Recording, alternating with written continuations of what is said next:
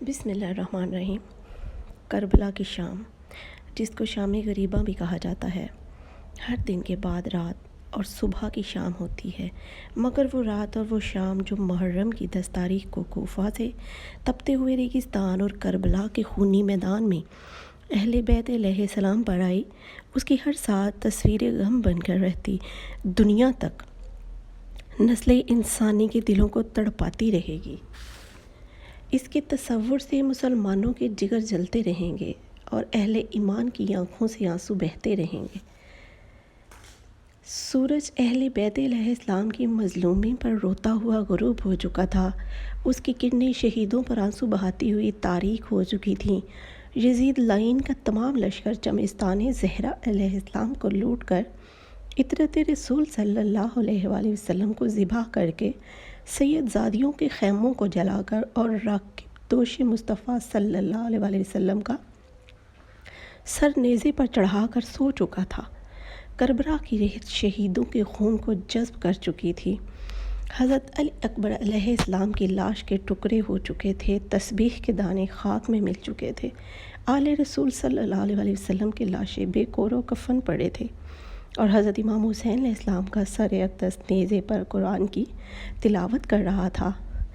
ہمارے ہاں کوئی غریب سے غریب، مفلس سے مفلس، بیگانہ سے بیگانہ اور برے سے برا آدمی بھی مر جائے تو اس کے گھر والے 3 دن تک سوگ کی پھوڑی بچھا دیتے ہیں۔ پھر مرنے والے کے خویش و اقارب، دوست و احباب اور واقف ناواقف لوگ تعزیت کے لیے آتے ہیں، اظہار افسوس کرتے ہیں، آنسو بہاتے ہیں اور پرسہ دیتے ہیں، مگر باغ جنت کے سردار، آیت تطہیر کے وارث، رسول اللہ صلی اللہ علیہ وسلم کے نواسے علی المرتضیٰ رضی اللہ عنہ کے نور نظر، حضرت فاطمہ سلام اللہ علیہا کے لخت جگر، دین اسلام کی حفاظت و صداقت کی پاسبانی اور عظمت قرآن کی رکھوالی کی خاطر میدان کربلا میں شہید ہوتے ہیں تو کوئی سوگ منانے والا نہیں، کوئی آنسو بہانے والا نہیں اور کوئی تسلی دینے والا نہیں۔ کربلا کے میدان میں شام کے بعد ظلم و جفا کا لشکر منتشر ٹولیوں کی صورت میں ادھر ادھر اپنے تام وغیرہ میں مشغول تھا۔ وہ بدبخت ایک دوسرے کو داد دے رہے تھے، اپنے ظلم پر خوش ہو رہے تھے۔ ادھر اہل بیت علیہ السلام میں نبوت کے بقیہ افراد جو چند عورتوں، شیرخوار بچوں اور بیمار حضرت زین العابدین علیہ السلام پر مشتمل تھے، رضا الہی پر صابر و شاکر اشک باری کر رہے تھے۔ رات ہو گئی۔ یہ رات غمزدہ پسماندگان عزت امام حسین علیہ السلام کے قیامت کی رات تھی۔ رات کا دوسرا پہر شروع ہو چکا۔ یزید لعین کے لشکری اونگنے لگے۔